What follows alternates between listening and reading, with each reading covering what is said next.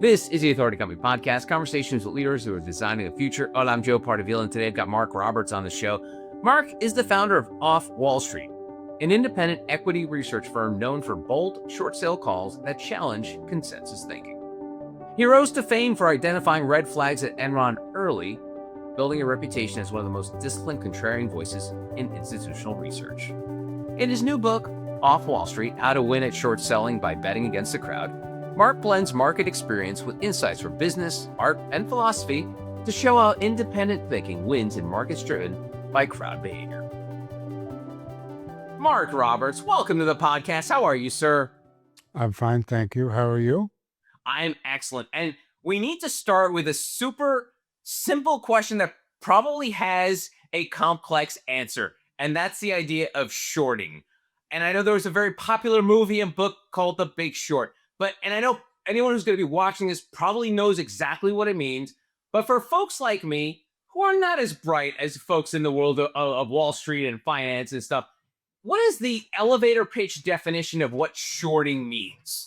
So let me give you an example, and that'll explain how it works. Let's say IBM is selling at a price of $100, and my view is that the price is going to drop to $50. So the question is, how do I take advantage of that view, and if it succeeds? So what I do is I borrow a share of IBM. I borrow it. I don't own it. I borrow it. I sell it into the market. I get paid $100. Now I owe a share of IBM, and I have $100. Now, if I'm correct and IBM falls to $50, I buy a share of IBM for $50, and I'm left with $50. So I've made $50 on the transaction. That's a short sale. Excellent. All right. So thank you for doing that. Now, my question to you is, how does someone learn about this? Because I think we're all relatively aware, if people are fortunate enough to be involved with 401ks and pensions and stuff, that know that, hey, I have this person that's going to buy these stocks. They're going to create some sort of little bucket of things I'm invested to. How does one learn about this short game? Well, you could read my book, and there. Yes, there's that. There is that. But I'm just curious, like, how you found out about this. Well, I'm self-taught. You know, I never took a finance course, and I never even owned a stock until I was about in my mid-30s. Wow. And you know, I studied French literature and art history, and never paid much attention to the stock market until my mid-30s. I had sold a couple of businesses fairly successfully, and I had some money, and I started looking around for somebody to help me manage money. I was living in New York at the time, and I came across a guy, a money manager, who interested me and who was publishing some research. And I was a very good writer, and I had a lot of experience with actually running businesses. And I thought maybe he would offer me a job. I had sold a business fairly recently, and I was looking for a new career, something to do. So I got hired. I was very fortunate. It was a very low salary, but I didn't care because I wanted to learn. So that was my first job in finance, and I was doing value stocks, asset heavy plays, and then I left New York, came back to Boston. And right after the stock market crash in 1987, I decided I needed to learn a lot more than I did because I didn't really understand what was going on at the time.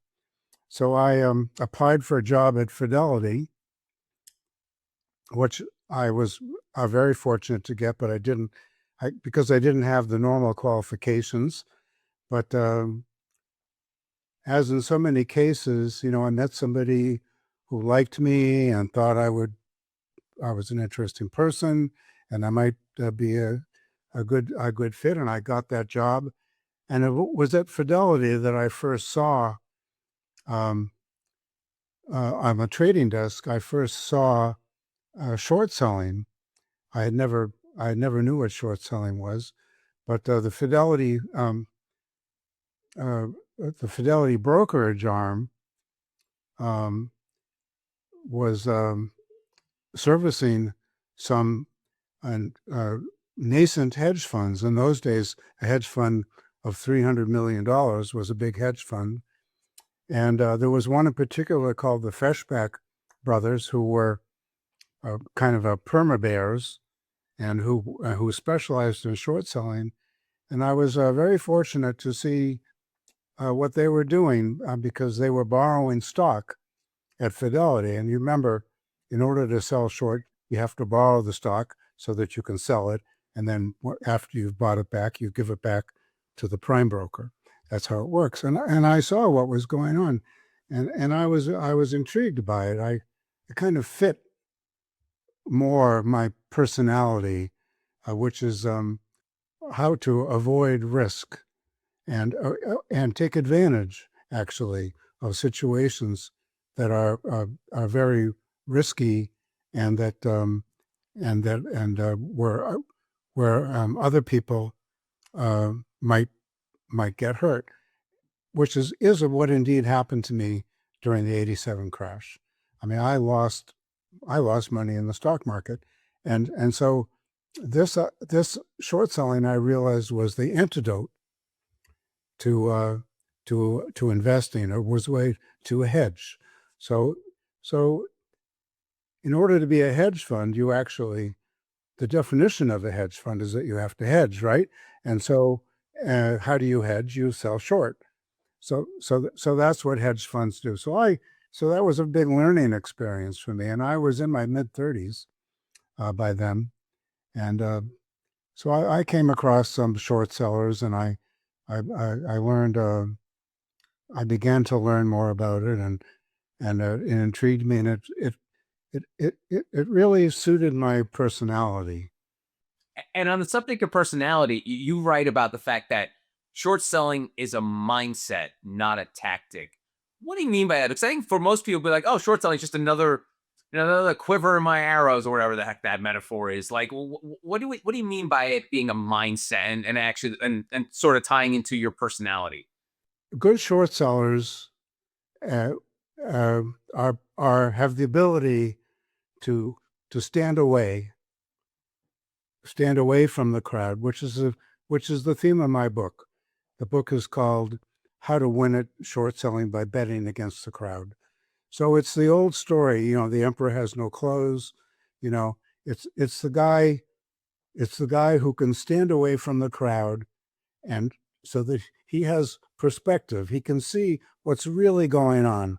The crowd doesn't care what's going on because they're caught up in emotion. They're caught up in the crowd movement, and they go with the crowd. That's what the majority of people do. They don't really know much about the stocks they own. They haven't really analyzed them. All they know is that people are moving in that direction, and they're going to go. They're going to be part of the flow. So a short seller is somebody who stands away from that and analyzes. And this is hard work. I don't mean to. I don't want to simplify it. It's hard work to analyze what's really going on, and analyze that, and and and if the conclusion is that expectations are too high, people are expecting too much, it's way too rosy, which is what happens at the peak of enthusiasm. That's that's the moment when the market can turn. So if you're there, if you've sold short, then the market will decline, and that will give you your profit. But it takes the ability to separate, to stand away, to be an observer instead of a participant. And obviously went on to found off Wall Street, but out of curiosity for folks that are not in this game, what do people? Because you mentioned the fact that you break from the crowd, and I think for a lot of outsiders, the world of Wall Street and finance is part of the parlance, boys club. It's a fraternity. What are the people in the larger section, like the people that are part of the group that go that the ones you've been talking about? But like, what do they think about folks like you in the short selling game? Do they is there some sort of separation there of like church and state, of like, here are the traditional people and then you're the short sellers? What is that dynamic like? Well, so, uh, as you may know, some countries ban short selling. They see it as an evil, and and of course, short sellers have that kind of a reputation. They're they're they're uh, they're they're negative. They're placing bets against everybody else. They're placing bets against the company. So this is seen as a uh, as a very negative a role. And people people don't like negativity. They'd rather be optimistic. People want to be optimistic, understandably, but short selling is not really being negative. It's being objective, and uh, and short sells are commonly disliked, uh, and uh, and they're commonly sued by companies that don't appreciate being criticized, or being called to task. I've been sued. Many short sellers have been sued. What's the basis for that lawsuit, Mark? Because it sounds like you are just part of the system. Like you said, in the States, it's allowed, other countries, it's not. If you are doing something that is readily acceptable in the United States, and without getting obviously into your own personal foibles with being sued, like what is it that allows people to sue short sellers? Well, the typical claim is that the short seller tells lies, and it says things that he knows not to be true, to spread um, what we now call disinformation, I suppose, uh, and to be in a position to take advantage of the spreading of falsehoods. So it's a it's a matter of defamation, of spreading falsehoods. In those cases, companies that are attacked with real falsehoods, knowing falsehoods, do have a case that the short seller has a legal problem. But obviously, if you are saying what you believe is true, and that you think is objectively true, then there's really no case. It's like anything, right? Market. There's probably a few bad apples in that shorts world that like will spread disinformation to drive prices. So I get it, it makes sense. But again, I think for a lot of companies, and we're in a very litigious society, that even if there's any hint of impropriety, they're like, okay, we'll just sue this MFer and Right. see what happens. So what people don't realize is that short selling actually makes the market much more efficient, um, because short sellers temper the market, because when they sell stocks short, they tend to hold the price down. Okay. So right, because if you're selling stock, you're putting pressure on the stock price when we're adding to the supply, right? So adding to the supply will help hold the price lower. So so the effect of short selling in the market is really to keep stocks more in line with where they should be, so that stocks don't get really totally out of hand, although they still get totally out of hand, to the point where the retail investor really ultimately gets ruined. I mean, gets crushed, because stocks get to a point that are unsustainable under any case, even without short selling, and a lot of money is lost. So short selling in reality is a is a is a real is a real plus for the stock market, because it keeps it in balance. It it keeps stocks better in line with the where they should be, which is really a benefit for retail investors, um, which is something that I think is not well understood. Right, great. And obviously, I mentioned the fact that you start this off Wall Street independent equity research firm, and you made a name for yourself with Enron. And for folks like us who are old enough to remember that scandal, it was a huge one, like probably one of the along with the Bernie Madoffs, the biggest financial scandals of the last 50 years. And I want people to read more about it in your book, but like, tell me in terms of just like for Cliff Notes, what what did you see in Enron that other people didn't see that caused you to short it? So when I first heard about Enron, there had been some talk, and people had been talking about the accounting transactions that seemed very questionable. So I wasn't the first to notice that there were some issues at Enron, but in general, people were focused on accounting. My view of accounting problems is that they're always symptoms of a real problem. They're not they're not the problem in themselves. So if you see accounting that's questionable, or that seems very, very aggressive, which was the case in with Enron, you have to say to yourself, well, if this is such a good business, why do they have to resort to these kind of accounting shenanigans? So that was the question that I asked myself after I first heard about some of the accounting problems, and nobody was really focused on this. Nobody that I knew of, at least.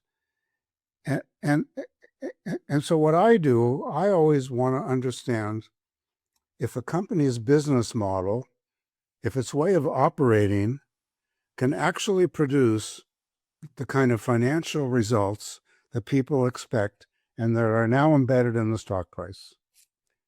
To me, that is the fundamental question when you're analyzing a stock. Do I understand the business? Do I understand it well enough to make a highly educated forecast about what this business can actually do in reality in the real world, and how does that match up with what people think?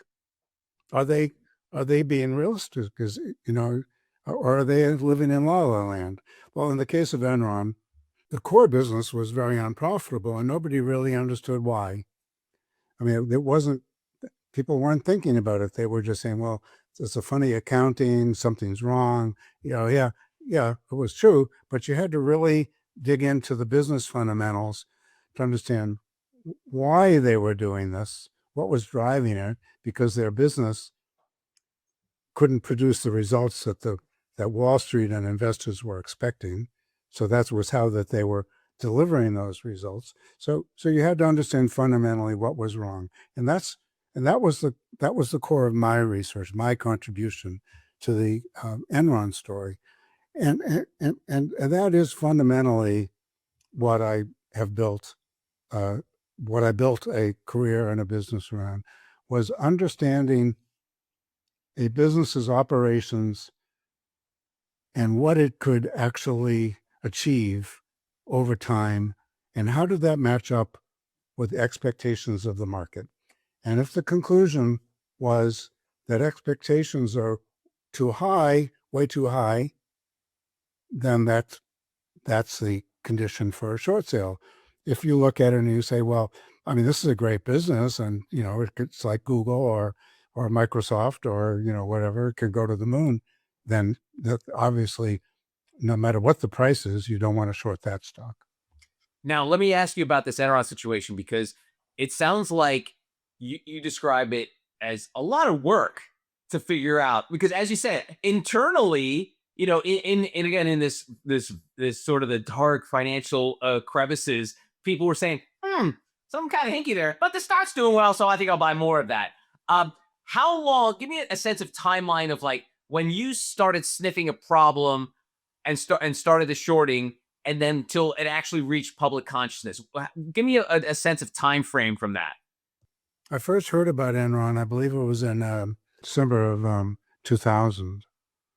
I heard about the accounting problems, and then I set to work on it, and I published the report in May of 2001. It took me that long to actually have a very deep understanding, not only of the accounting, but of how the business worked. I had to talk to other people in the business, people who were, it was an energy trading business. So I had to talk to energy traders um, who were familiar with Enron and who were trading with Enron, um, analyze all the financials.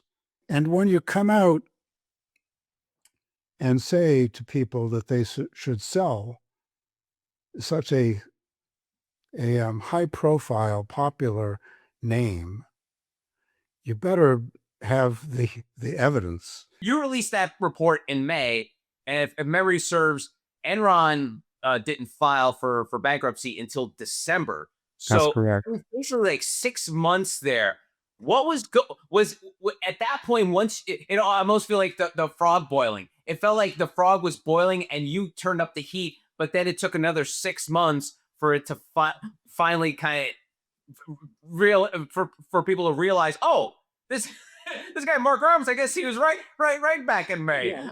Tell me what it was like during those 6 months from the time you put the report to December when they finally filed for bankruptcy. Yeah, no. So they report every quarter, and then so every quarter, you have a chance to look at how they did, and who's and if you look at the results, whose argument do the results better support? Does it support the bull argument? Does it support the bear argument?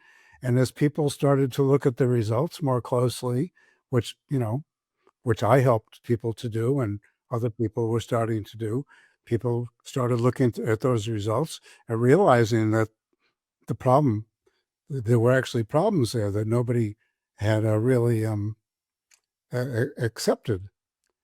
So as a company, of course, the company's not going to tell you their problems. And Wall Street's not going to tell you their problems.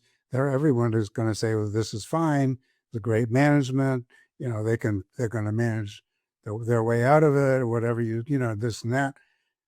So more and more as companies report and people look at their results, people realize, yeah, there really may be something wrong here, and that's how it works. And so finally, the stock did collapse, uh, and and they filed for bankruptcy. And then, as you know, there were the Enron hearings in the Senate, because everybody wanted to know, well, how can this happen? How how could it be that everybody missed this? All the smartest guys, the Wall Street analysts were marched into the Senate hearings, and Joe Lieberman, questioned them, and everybody go, well, we thought everything was fine. We thought, but these are supposed to be, the analysts from Goldman Sachs and J.P. Morgan, and they're supposed to be smart guys. Well, how come they missed it? What? How could they miss it? Well, of course, the reason is because they want to sell stock. Obviously, that's their main goal. And there's a bias in the street, and of course, management doesn't want to tell you anything. So you have to dig. You have to figure it out for yourself.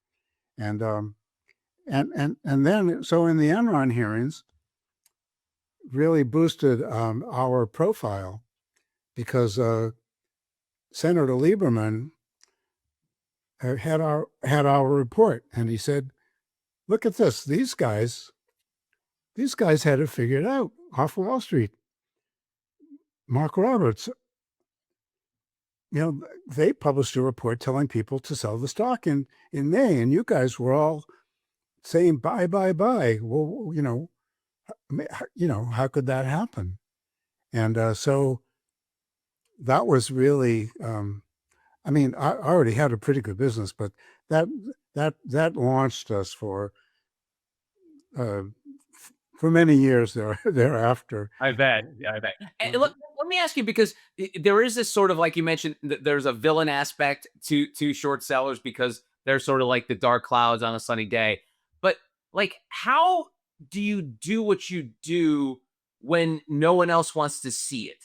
And I know I'm phrasing this awkwardly, but like nobody wants to see that Enron was doing something poorly. They saw that the stock was performing, people were buying it, and obviously these large institutions were selling it. What is it that you see, and generally, not just in Enron, but what is it that you see and short sellers see in something that makes it a viable short? And with Enron, obviously, it was nefarious accounting, but I'm sure it's not always that.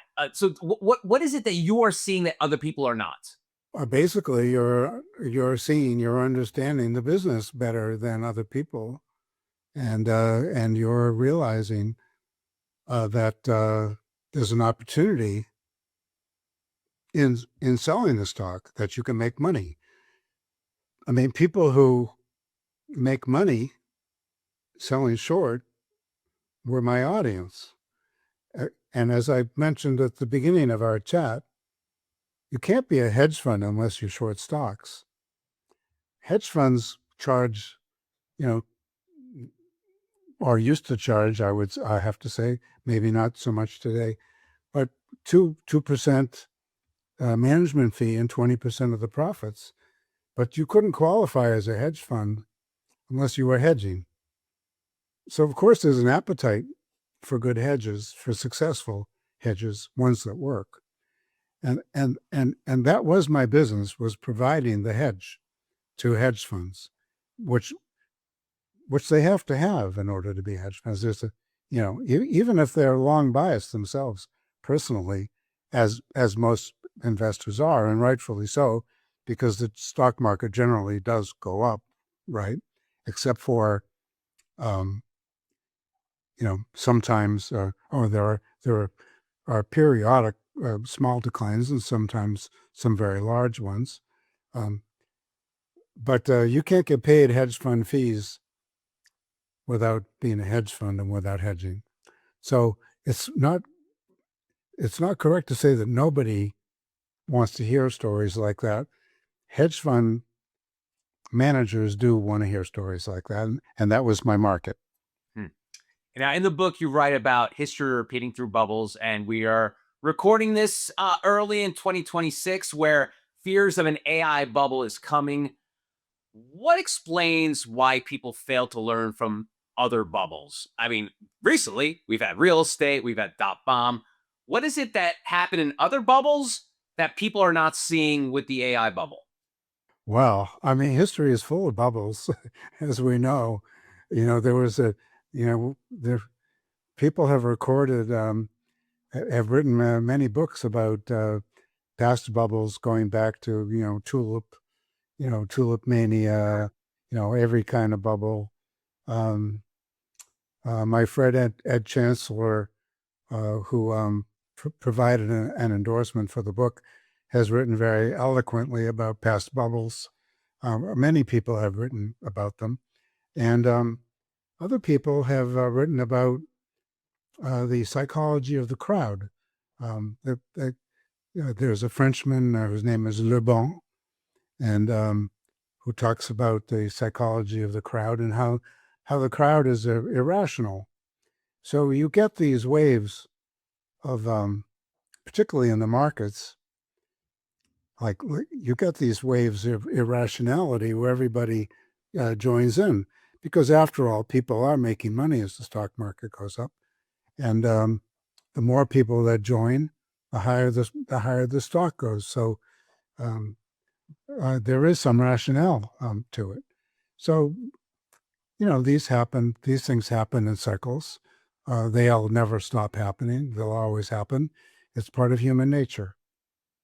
And it's part of the beast, like you said, because the more money that gets pumped in it, it's like they'll just pump more into it because people are making money off of it. And a lot of this AI stuff, you're obviously the expert in this, but a lot of this AI stuff reminds me very much of what happened with the streaming correction and Netflix a few years ago. Because for years, as you remember, Mark, it was like we don't care if these streaming companies and these conglomerates that are into streaming make money. We care about subscriber growth, right? So subscriber growth, that's all we care. Just tell me how you've grown quarter to quarter.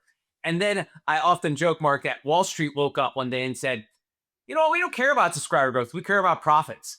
And I fear that's what's happening with AI because we are seeing billion-dollar companies investing trillions of dollars into AI platforms.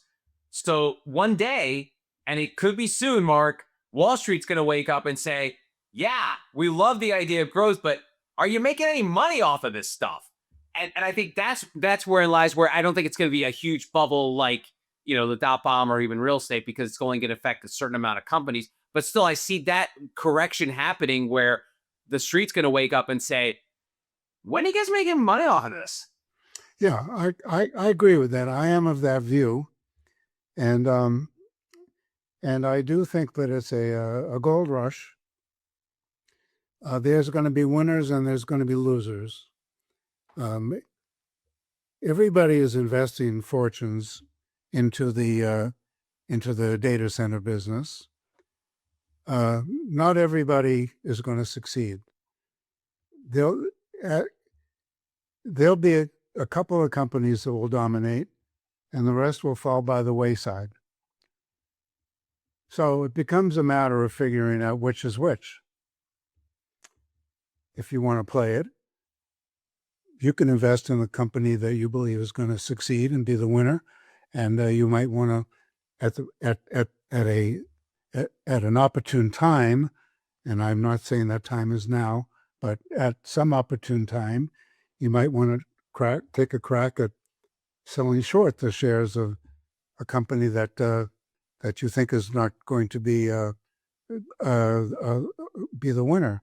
But right now, everybody's throwing their chips on the table, trying to be the winner. They can't all win. Somebody's going to be the Super Bowl champion, and somebody's going to be down at the bottom of the pile. So so the question now is not whether we're in a bubble. We clearly are. The question is who are the winners and who are the losers. Do you have any, without, you could say publicly or just this is private, are there people that you're eyeing in this AI space that you say, that's someone that I want to dig into? Because obviously you always do a ton of homework into before you start short selling. Are there a couple that you have your eye on now, or are you still in the middle of researching who you think you'd like to go after? Okay, now don't forget, I don't run a research company anymore. No, just we're a couple of guys talking shop. So I do operate a hedge fund myself. It's my own hedge fund, my personal hedge fund. And if you want to learn about my hedge fund strategy and some of my other investing strategies that I'm working on, you can go to my website called Lookout Strategies, and it's lookoutstrat.com. And on that website, I describe three of my investment strategies. I describe my kind of macro hedge fund long short strategy. I describe what's called a long volatility strategy, which is how to take advantage of a market collapse, like an anti-fragility strategy. And the third strategy I'm running is a is a commodity trading strategy, which I call a commodity warehousing strategy, whereby in conjunction with my friend Hari Krishnan, who's an expert in this field of trading futures and options and who's written a couple of books, we are working on lowering the cost of carry in the commodities markets, which is the big problem when you're investing in futures, is the cost of carry. So those are my strategies. So yes, in my hedge fund strategy, I currently am short some of the AI stocks on the idea that there are going to be winners and losers, and there are going to be some constraints to the build of the data centers. The main constraint, as you probably know, is probably going to be energy.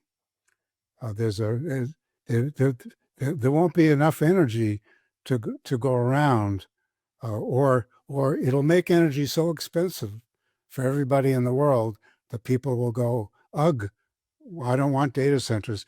There's a bill in New York right now to halt the building of data centers for 3 years because it's driving everybody's electricity costs up. So there is a reaction to the energy hungry data center build. So you have to think about, well, if data centers, if there's a limit to the data center build, if there are going to be some constraints, who's going to be most impacted by that? So I don't want to get into names, but I'll give you the direction. You think about who's going to be impacted by a curtailment of data center or building. So that's how I think about it. Great. Awesome. No, that's good. All right. So lastly, after a lifetime in markets, what do you hope readers carry forward after they read the book? First of all, I want to people to understand that given the right approach, short selling is really a very challenging, intellectually challenging. It can be very profitable, and it's also a lot of fun because it for me, and not everybody feels this way, I suppose. It's fun to be the guy who didn't agree with everybody else and turned out to be right. I mean, that's fun, for me. And if I can actually make money that way, that's even better. So short selling is fun. It's challenging. It's intellectually stimulating, and you can make money that way. Now, for most retail investors, I don't advise that they do any significant amount of short selling in their accounts. They can't do the kind of deep work that it really takes. So, but I do think they should invest money with hedge funds that are good at short selling. And maybe they should do a tiny bit of short selling with money that they can afford to lose easily, because they most likely will. I mean, the book is a lot of things. It's about philosophy, it's about psychology, but it's also about strategy, how to think about short selling, and how to approach it if you want to give it a try. Awesome. You can read all about it in Off Wall Street, How to Win at Short Selling by Betting Against the Crowd. He is Mark Roberts. Mark, thanks so much for the time. I really appreciate it. Okay, thank you. And that's going to do it for this episode. If you want to find out more information about Mark and our other amazing authors, go to theauthoritycompany.com.